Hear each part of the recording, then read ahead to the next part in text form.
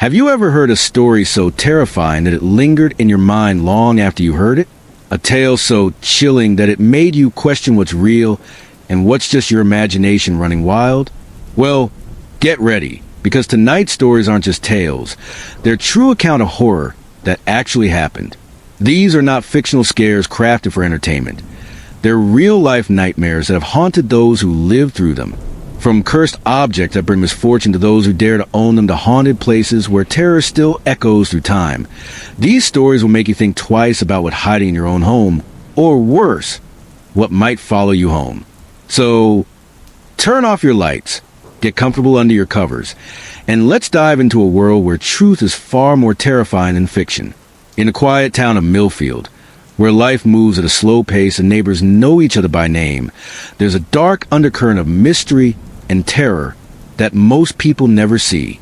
This small town, nestled in a forgotten corner of the world, has been the stage for a series of bizarre and tragic events over the years, all linked by one chilling common thread: cursed objects. These aren't ordinary haunted items. They're vessels of malevolent energy that have brought untold suffering to those who cross their path. Tonight, I'll take you through 3 such stories, each one more spine-chilling than the last, and together, we'll uncover the sinister connections that bind them.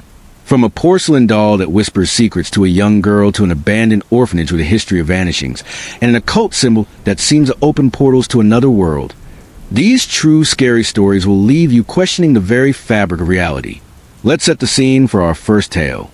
Picture yourself as a child, playing in your grandmother's attic on a rainy afternoon. The air is thick with dust and the scent of old wood. You rummage through trunks filled with forgotten relics. Faded photographs, tarnished jewelry, and moth-eaten clothes. Then, among the cobwebs, you find a beautiful porcelain doll sitting on a shelf as if waiting for you. Its eyes gleam with an almost lifelike intensity, and its smile feels just a bit too real. At first, it seems like a treasure, a piece of history waiting to be rediscovered. But as you hold it, a strange chill runs down your spine, an inexplicable dread you can't shake off. Little do you know, this doll has a past, a dark and deadly past that will soon entangle your life in ways you never imagined. This is just the beginning of the horror that awaits in Millfield, where everyday objects hold secrets that can drive you to madness or worse. As we delve into these true scary stories, remember that truth can be stranger and more terrifying than any ghost story. Our first story takes us back to 1925, when the Thompson family moved into an old Victorian house on Elm Street in Millfield. The house was a beauty, with towering spires and intricate woodwork, but it had been vacant for years, its history shrouded in whispers. Among the items left behind by previous owners was a porcelain doll, sitting alone on a shelf in the master bedroom, as if waiting for someone to claim it. The doll was exquisite.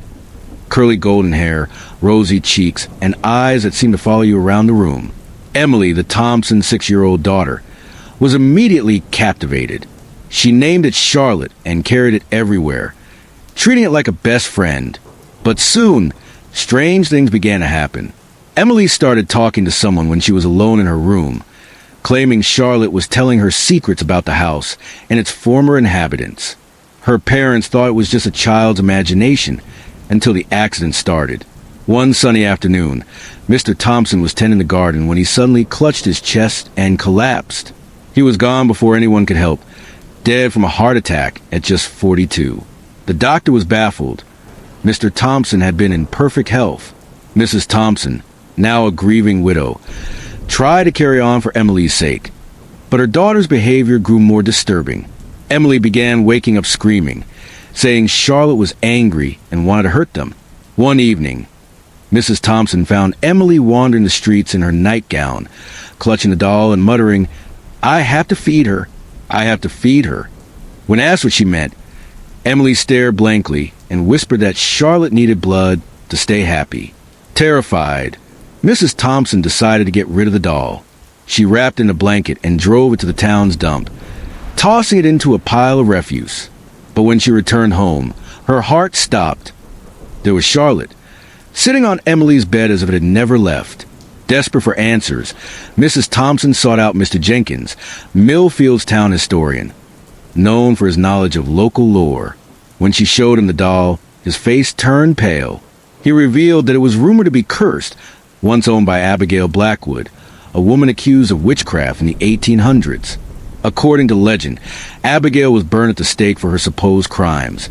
But before she died, she transferred her vengeful spirit into the doll, cursing it to bring misfortune to anyone who possessed it.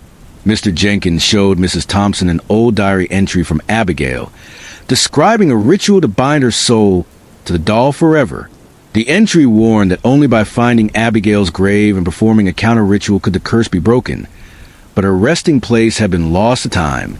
Mrs. Thompson, determined to save her daughter, set out to find it, unaware that her search would lead her into even greater danger. What was it about this doll that refused to let go? And why did it seem to have a will of its own? Just a few streets away from the Thompsons' house stand the ruins of Millfield Orphanage, a place that still sends shivers down the spines of those who remember it. Opened in 1902 as a haven for children with nowhere else to go, it provided shelter and education to hundreds over the decades. But by the 1970s, it had become a place of nightmares. Whispers among townspeople spoke of strange occurrences. Children seeing shadows move in hallways at night, hearing whispers when no one was there, and feeling an oppressive presence that made it hard to breathe. Then, in 1973, a series of tragedies struck.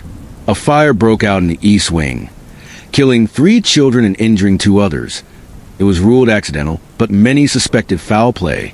Over the next few months, several children vanished, only to be found days later in a catatonic state, unable to speak or respond.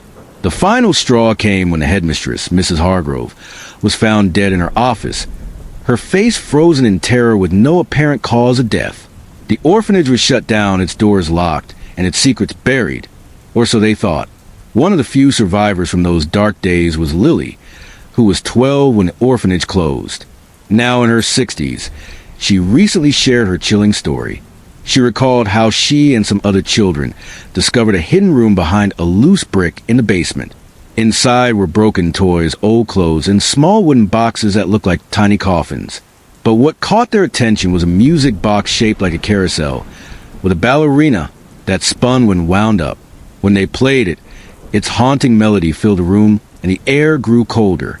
They heard faint laughter echoing from the walls, as if children were playing nearby, but no one was there. Terrified, they fled, but Lily took a small, broken doll from the room as a keepsake. That doll, she believes, cursed her life. Since then, she's been plagued by misfortune, accidents, illnesses, even the loss of her own child. She keeps the doll locked away now, but sometimes she swears she hears it calling her name in the dead of night. Recently, old police reports from 1973 surfaced through a Freedom of Information request, shedding new light on the orphanage's dark past. They detailed an investigation into possible cult activity within its walls. Witnesses, former staff and children, spoke of secret meetings in the basement, where children were forced to participate in rituals involving chanting and drawing strange symbols. One symbol stood out, a complex design of interlocking circles and lines that seemed to pulse with an eerie energy. The investigation was abruptly halted, with all files sealed by order of the mayor at the time. But a leaked report mentioned a mysterious artifact removed from the orphanage, a small ornate box that hummed faintly. Its whereabouts remain unknown, but some speculators connected to other cursed objects in Millfield. What was this artifact? And why was the investigation silenced so quickly? The porcelain doll and the orphanage's artifacts are tied to occult practices and ancient curses. But there's more. The symbol described in the police reports matches one found elsewhere in Millfield. Could these objects and symbols be part of a larger network of darkness? Is there an underlying force at work in this town, manipulating these cursed items for some sinister purpose? And if so, what is its goal? To answer these questions, we need to dig deeper into Millfield's hidden history, perhaps uncovering a secret society that once thrived here. But be warned, the truth may be more terrifying than any ghost story. Let's consider this for a moment. The doll is linked to a witch from the 1800s, the orphanage to cult activity in the 1970s, and both involve symbols that reappear across time. It's as if these objects are keys to a larger ritual, one that's been unfolding for centuries. What happens when all these pieces come together? In 1995, a young couple named Mark and Lisa bought an old farmhouse on Millfield's outskirts. The house was run down but charming, with potential they were eager to unlock. While renovating the basement, they uncovered a large stone slab etched with a strange symbol, interlocking circles and lines unlike anything they'd seen before. Local historians were stumped. No one could identify its origin. But soon after, strange things began happening. Tools would vanish only to reappear in odd places, lights flicker without explanation, and both Mark and Lisa started having vivid nightmares of being watched by unseen eyes. One night, they woke to find the symbol glowing faintly with blue light. Terrified, they tried to cover it up, but no matter what they used, blankets, boards, even concrete, the light seeped through. That's when they knew they had to leave, but by then it was too late. Something had already taken notice of them. A paranormal investigator named Dr. Elias Kane heard about the house and decided to study it. He set up cameras and recording equipment, focusing on the basement where the symbol was located. During his research, he discovered that the symbol matched one described in a rare 17th century grimoire, a book of dark magic in his collection. The grimoire spoke of rituals to open gateways to other dimensions, using such symbols as foci. It warned that disturbing them could release entities into our world. Undeterred, Dr. Kane spent a night in the basement to document any phenomena. What he recorded was beyond anything he'd ever seen. The footage showed shadows moving independently of any light source, whispers in an unknown language, and a figure with elongated limbs and glowing eyes. Then, the recording cut off abruptly with Dr. Kane's voice saying, "Oh, God, it's real!" He was never seen again. His equipment was found days later, the final frame showing the symbol pulsating with light, before going dark. The last piece of evidence was a voice recording on Dr. Kane's digital recorder. In it, he described what he saw. The symbol is active. It's like it's alive. There are shapes forming around it. Dark shapes that don't belong here. They're moving towards me. I can feel their intent. They're not friendly. Wait! One of them is coming closer. It's not human. Its eyes are like black holes. It's reaching out. The recording ends with a scream that sends chills down your spine. Search parties found no trace of Dr. Kane. Some say he was taken by whatever he summoned. Others believe he fled in terror. But those who've seen the footage know something unnatural happened that night. The symbol was destroyed when the house was demolished, but rumors persist that similar symbols have been found elsewhere in Millfield, each one a potential gateway to horrors untold. Yet as we stand on this precipice of understanding, more questions arise than answers. What lies beyond these cursed objects? What dark forces lurk in Millfield's shadows? To find out, we must venture further into this nightmare, where every revelation brings us closer to the heart of darkness.